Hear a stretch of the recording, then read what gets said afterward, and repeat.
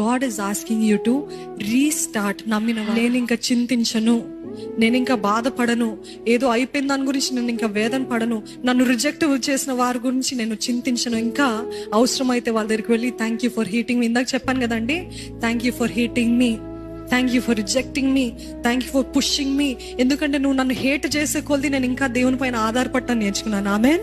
నువ్వు నన్ను విసర్జించే కొలది, నువ్వు నన్ను తిరస్కరించే కొలది నేను ఇంకా దేవుని సన్నిధిలో మూలుగుతూ ఏడుస్తూ I fell face down in my God's presence because you rejected me. I came closer to my God. శ్రమ నొంది ఉండుట నాకు మేలాయను. ఈరోజు ఈ రిజెక్షన్ కూడా మనం ఏమనుకోవాలి తెలుసా?